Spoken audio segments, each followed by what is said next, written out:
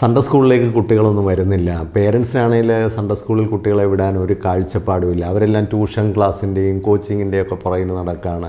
അവർക്കൊന്നും ഒരു അച്ചടക്കവും ഇല്ല. ഇങ്ങനെ പോയാൽ എന്തായി തീരും എന്നൊക്കെ പറഞ്ഞിങ്ങനെ വിലപിക്കുന്ന, കംപ്ലയിൻ്റ് ചെയ്യുന്ന, ബ്ലെയിം ചെയ്യുന്ന ഒരുപാട് സ്ഥലങ്ങൾ ഞാൻ ഈ അടുത്ത കാലത്തൊക്കെ വിസിറ്റ് ചെയ്തിട്ടുണ്ട്. പലയിടത്തും ചെല്ലുമ്പോൾ ഇത്തരത്തിലുള്ള കംപ്ലയിൻറ്റുകളാണ്.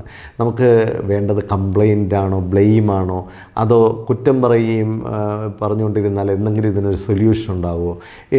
എന്ത് കാര്യങ്ങളൊക്കെയാണ് നമുക്കിവിടെ ഒന്ന് മാറ്റാൻ കഴിയുന്നത്? എങ്ങനെയാണ് ഇതിനെയൊക്കെ ഒന്ന് റിവൈവ് ചെയ്യാൻ കഴിയുന്നത്? അതിനെക്കുറിച്ചാണ് ഈ വീഡിയോ സംസാരിക്കുന്നത്.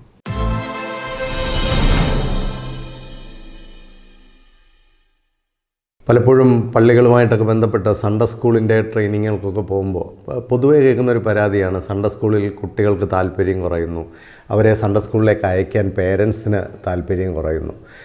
നമ്മളിങ്ങനെ കംപ്ലയിൻറ്റ് പറഞ്ഞുകൊണ്ടിരുന്നാൽ, ബ്ലെയിം ചെയ്തുകൊണ്ടിരുന്നാൽ നമുക്ക് ഒരിക്കലും ഇതിന് റീഫർമേഷൻ സാധിക്കത്തില്ല. ഒരു തിരിച്ചുവരവ് സാധ്യമാകണമെങ്കിൽ ആരാണ് ഇതിനകത്ത് ലീഡർ എന്നുള്ളത് തീരുമാനിക്കണം. പേരൻസും കുട്ടികളുമാണോ ലീഡേഴ്സ്, അതോ ചേർച്ചാണോ ലീഡേഴ്സ്? ചേർച്ചാണ് ലീഡറെങ്കിൽ തീർച്ചയായിട്ടും leadership is all about solutions and leadership is all about influencing. അപ്പോൾ നമ്മളിലാണ് മാറ്റങ്ങൾ സൃഷ്ടിക്കേണ്ടത്. പലപ്പോഴും നമ്മൾ ഈ കംപ്ലയിൻറ്റ് പറഞ്ഞ് മാറ്റങ്ങൾ അവിടെയാണ് വേണ്ടതെന്ന് പറഞ്ഞുകൊണ്ടിരുന്നാൽ ഇതിനൊരു അന്തം ഉണ്ടാവില്ല. നേരെ മറിച്ച് എന്തെല്ലാം തിരുത്തലുകൾ വരുത്തിയാൽ ഈ കുഞ്ഞുങ്ങളെ കുറേ കൂടെ ഇൻഫ്ലുവൻസ് ചെയ്യാൻ സാധിക്കും, എന്തെല്ലാം തിരുത്തൽ വരുത്തിയാൽ പേരൻസിന് കുറച്ചുകൂടെ കോൺഫിഡൻസ് കൊടുക്കാൻ സാധിക്കും, അവർക്കൊക്കെ ആശ്രയിക്കാൻ കഴിയുന്ന, അവരൊക്കെ വിശ്വസിക്കുന്ന ഒരു സെൻറ്ററായിട്ട് ഇതിനെ എങ്ങനെ രൂപാന്തരപ്പെടുത്താം, അതിന് ഒത്തിരി മാറ്റങ്ങൾ നമുക്ക് ആവശ്യമാണ്. കാരണം ഇന്ന് ഈ അടുത്ത കാലത്തൊക്കെ കഴിഞ്ഞ ഒരു 10-20 കൊല്ലമായിട്ട് എല്ലാ ചർച്ചുകളും, പ്രത്യേകിച്ച് കേരളത്തിലൊക്കെയുള്ള എല്ലാ ചർച്ചുകളും മരാമത്ത് പണിയിലാണ് കൂടുതൽ സമയം കണ്ടെത്തുന്നത്. എങ്ങനെയെങ്കിലുമൊക്കെ കുറേ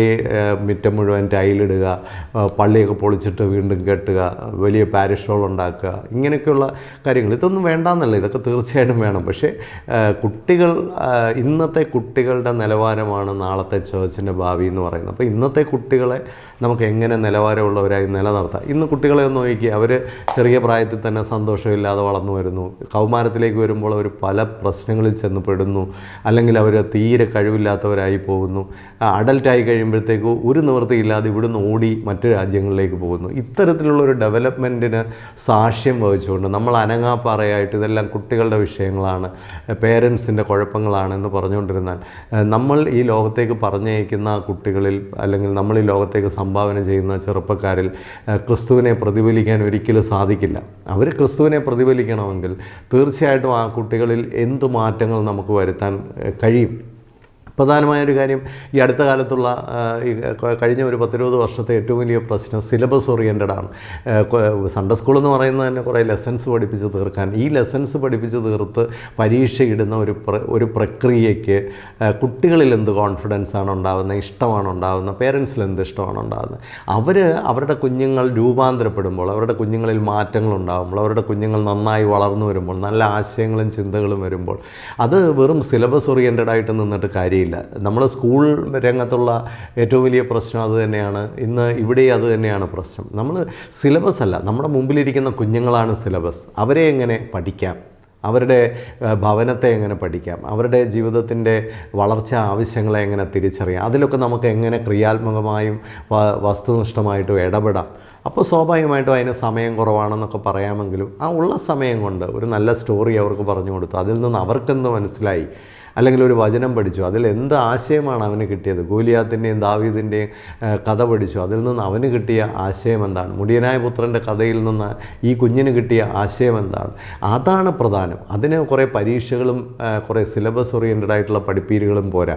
കുഞ്ഞുങ്ങളുമായിട്ട് ചർച്ചകളുണ്ടാവണം, കുഞ്ഞുങ്ങൾക്ക് നല്ല നല്ല കാഴ്ചപ്പാട് കൊടുക്കാൻ പറ്റുന്ന ചെറിയ ചെറിയ സെഷൻസ് ഉണ്ടാവണം, നല്ല പാട്ടുകളൊക്കെ അവർ പഠിക്കണം, അത് കുറച്ച് അവർ പാടണം, അവരുടെ ആത്മവിശ്വാസം ഉയരണം, അവരുടെ ആശയവിനിമയ ശേഷി ഉയരണം, അവരുടെ നൈപുണ്യങ്ങൾ ഉയരണം. ഇതിനൊക്കെ പറ്റുന്ന ഒരു സെൻറ്ററാണ് സൺഡേ സ്കൂളെങ്കിൽ അതിലൂടെ ദൈവത്തെ കണ്ടെത്താൻ അവർക്ക് കഴിയണം.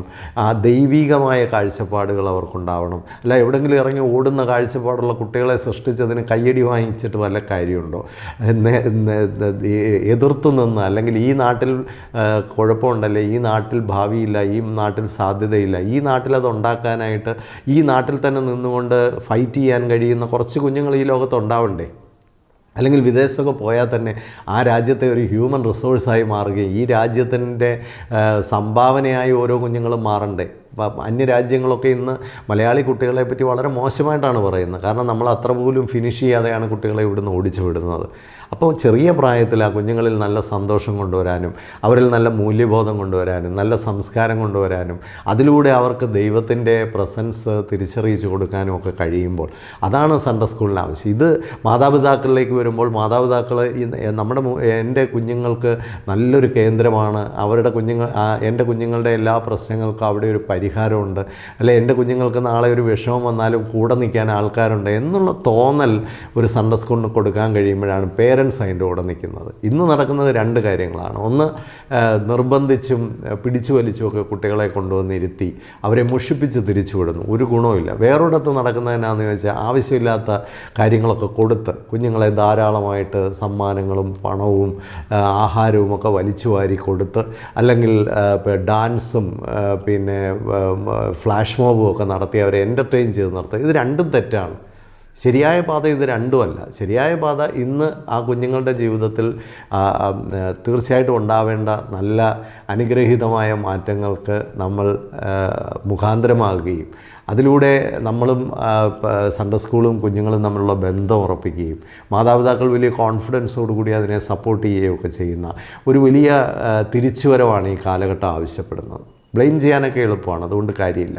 സിലബസ് അല്ല ഇവിടുത്തെ സിലബസ് ഒക്കെ താഴെ നിൽക്കട്ടെ, അതിൻ്റെയൊക്കെ മുകളിലേക്ക് കുഞ്ഞുങ്ങളുടെ മാറ്റത്തിന് വേണ്ടി നല്ലൊരു കഥ പറഞ്ഞു കൊടുക്കാൻ പോലും സമയമില്ലെങ്കിൽ ഈ സിലബസ് കൊണ്ട് എന്താണ് കാര്യം? ഇത്ര പരീക്ഷകൾ തന്നെ നമുക്ക് നിർത്തലാക്കാം, ആവശ്യമില്ലാത്ത കോമ്പറ്റീഷൻസൊക്കെ നിർത്തലാക്കാം, ആവശ്യമില്ലാത്ത കമ്പാരിസൺസ് വേണ്ട. കഴിവില്ലാത്ത കുട്ടിയെയും പിന്നെ കാണാൻ പഠിക്കാൻ കഴിവില്ലാത്ത കുട്ടിയെയും കലയില്ലാത്ത കുട്ടിയെയൊക്കെ മാറ്റി നിർത്തുന്നതിൻ്റെ പേരാണോ സൺഡേ സ്കൂൾ? എല്ലാ കുഞ്ഞുങ്ങൾക്കും അവസരങ്ങൾ കിട്ടുകയും എല്ലാ കുഞ്ഞുങ്ങളെയും പ്രചോദിപ്പിക്കുകയും എല്ലാ കുഞ്ഞുങ്ങളെയും സപ്പോർട്ട് ചെയ്യുകയും അവരെ റെക്കഗ്നൈസ് ചെയ്യുക, അവരുടെ പേരിൽ അവരെ വിളിക്കുകയും ഒക്കെ ചെയ്യുമ്പോൾ എല്ലാവർക്കും സമ്മാനങ്ങൾ കൊടുക്കുകയും എല്ലാവരെയും ചേർത്ത് നിർത്തുക. ഇനിയും ഇവിടെയെങ്ങും വരാൻ പറ്റാത്ത ധാരാളം കുഞ്ഞുങ്ങളുണ്ട്. പല കാരണങ്ങളാണ്. ഒന്നുകിൽ സാമ്പത്തികമായ ബുദ്ധിമുട്ടുകളായിരിക്കാം, അല്ലെങ്കിൽ മാതാപിതാക്കൾക്ക് കാഴ്ചപ്പാടില്ല, അച്ചടക്കമില്ല. അവർക്ക് ഒരുപക്ഷെ രാവിലെ ഒരു സൺഡേ സ്കൂൾ വെച്ചാൽ അതിനൊന്നും വരാനുള്ള ഇത് കാണില്ല. തീർച്ചയായിട്ടും അവിടങ്ങളിലേക്ക് നമ്മൾ ഇറങ്ങിച്ചെല്ലണം. ചേർച്ച് ടു ഹോം ഒരു മിഷനാവണം. വീടുകളിലേക്ക് ഇറങ്ങിച്ചെന്ന് ആ കുഞ്ഞുങ്ങൾ എന്തുകൊണ്ട് വരുന്നില്ല, അവരെ ഇവിടെ കൊണ്ടുവരാൻ നമുക്ക് എന്തെങ്കിലും ഹെൽപ്പ് ചെയ്യാൻ സാധിക്കുമോ, അവരെയും കൂടെ കൂട്ടി. എൻ്റെ കുട്ടിക്കാലത്ത് തിരുവനന്തപുരത്തെ ഒരു ഭാഗത്ത് പള്ളികളൊന്നുമില്ല. അപ്പോൾ അവിടെ ആ ഭാഗത്ത് എൻ്റെ പിതാവ് ഒരു സൺഡേ സ്കൂൾ തുടങ്ങി. ഞങ്ങളുടെ വീട്ടിലെ സൺഡേ സ്കൂളിൽ 10-30 കുട്ടികൾ എല്ലാ ഞായറാഴ്ചയും വരുമായിരുന്നു. അങ്ങനെ ഒരു സൺഡേ സ്കൂൾ, അവിടെ ഡിവിഷനൊന്നുമില്ല. കുഞ്ഞുമോനിച്ചായൻ എന്ന് പറയുന്ന AG's ഓഫീസിൽ ജോലി ചെയ്യുന്ന ഒരച്ചായൻ വന്ന് ഞങ്ങളെല്ലാവരെയും പാട്ട് പഠിപ്പിക്കും, ഞങ്ങൾക്കെല്ലാം നല്ല കഥകൾ പറഞ്ഞു തരും, വചനം പറഞ്ഞു തരും. അതിലൂടെ ഞങ്ങൾക്ക് കിട്ടിയ തിരിച്ചറിവുകൾ, അവിടെ പരീക്ഷകളൊന്നുമില്ല, കോമ്പറ്റീഷൻസ് ഇല്ല, കമ്പാരിസൺസ് ഇല്ല. ഞങ്ങളെല്ലാവരും ഒരു യൂണിറ്റായിട്ട് ചേർത്ത് പിടിച്ച ആ ഒരു സൺഡേ സ്കൂൾ, അതെൻ്റെ വീട്ടിൽ നടന്ന സൺഡേ സ്കൂളാണ്. നമുക്ക് അത്തരത്തിലുള്ള ഒരു ജൈവമായ രൂപാന്തരം. പിന്നെ അധ്യാപകരായി വരുന്നവരോടൊരു കാര്യം പറയാം, നമ്മൾ കൂടുതൽ ജൈവതയുള്ളവരാവണം. ജൈവത എന്ന് പറയുമ്പോൾ തന്നെ ജീവൻ്റെ അടയാളമുള്ള, വളർച്ചയുടെ അടയാളമുള്ള, സ്വഭാവത്തിൻ്റെ അടയാളമുള്ള. ജൈവമായതിനെല്ലാം ഒരു സ്വഭാവമുണ്ട്. പ്ലാവിലൊരിക്കലും മാങ്ങ ഉണ്ടാവാറില്ല, പ്ലാവിൽ ചക്ക മാത്രമേ ഉണ്ടാവുള്ളൂ. അപ്പോൾ വളർച്ചയും ജീവനും സ്വഭാവവുമൊക്കെയുള്ള മനുഷ്യരായിരിക്കണം ഇതിനകത്തേക്ക് ഇറങ്ങി വരുന്നത്. അവർ ഹാപ്പി ആയിരിക്കണം, സാറ്റിസ്ഫൈഡ് ആയിരിക്കണം. നമ്മളിലുള്ള ഹാപ്പിനെസ്സും സാറ്റിസ്ഫാക്ഷനുമാണ് നമ്മൾ കുഞ്ഞുങ്ങളിലേക്ക് കൊടുക്കുന്നത്. നമുക്ക് തന്നെ അച്ചടക്കം ഇല്ലെങ്കിൽ നമ്മൾ എന്ത് മാതൃകയാണ് കുട്ടികൾക്ക് കൊടുക്കാൻ സാധിക്കുന്നത്? മാതൃക കുട്ടികളിലേക്ക് പകരാൻ കഴിയാത്ത ആരും തന്നെ ഈ ഒരു പ്രവർത്തനത്തിൽ നിൽക്കരുതെന്ന് ഞാൻ പറയും. ഒരു കുഞ്ഞ് സൺഡേ സ്കൂളിൽ പോയില്ലെങ്കിൽ ഒന്നും സംഭവിക്കുന്നില്ല. പക്ഷേ റോങ് ആയിട്ടുള്ള ഒരു സൺഡേ സ്കൂളിൽ ആ കുട്ടി ഇരുന്നാൽ ജീവിതകാലത്ത് പിന്നെ അത് ദൈവത്തിലേക്ക് തിരിച്ചു വരില്ല. ഇതാണ് ഞാൻ മനസ്സിലാക്കിയിട്ടുള്ളൊരു കാര്യം. അതുകൊണ്ട് തീർച്ചയായിട്ടും അതുപോലെ കോപ്പിയടിയും ഒക്കെ സൺഡേ സ്കൂളിലൊക്കെ നടക്കുകയാണ്. അനാവശ്യമായി കോമ്പറ്റീഷൻ നടത്തി അതിലൊക്കെ എൻ്റെ മക്കളെയൊക്കെ മിടുക്കരാക്കാനുള്ള പ്രവണതകൾ, ഇതൊരു ദുരന്തമാണ്. അതുപോലെ നമുക്ക് ഒരു പ്രായമൊക്കെ കഴിഞ്ഞാൽ അതിൽ നിന്ന് മാറി നിൽക്കണം.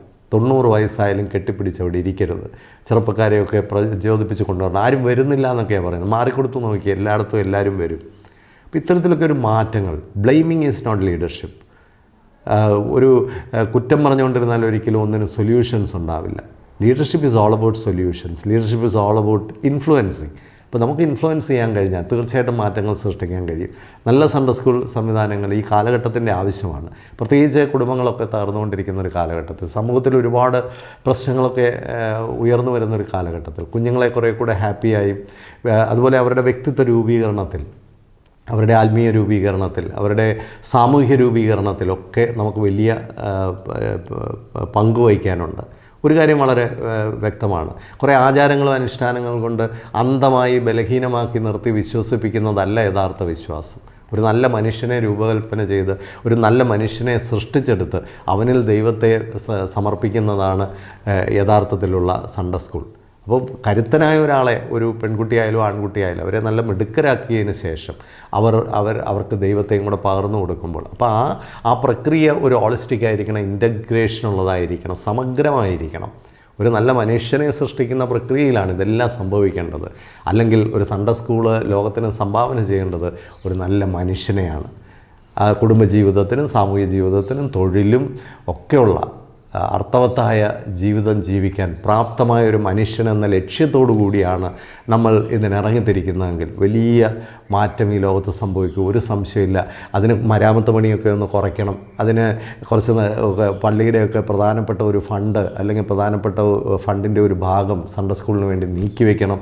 എല്ലാവരെയും അതിൽ വേണ്ട അപ്രീസിയേഷനും റെക്കഗ്നീഷനും റെസ്പെക്റ്റും ഒക്കെ കൊടുക്കണം.